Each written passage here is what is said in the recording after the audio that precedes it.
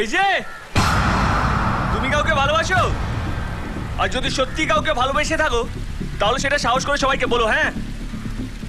কারণ তুমি পালিয়ে গেলে তো আবার তোমার বাবা কাকারা আবার আমাদের ধরে তুলে আনবে। এই কি উল্টো পাল্টা কথা বলছিস? হ্যাঁ, আপনাদের ভালোর জন্যই তো বলছি স্যার।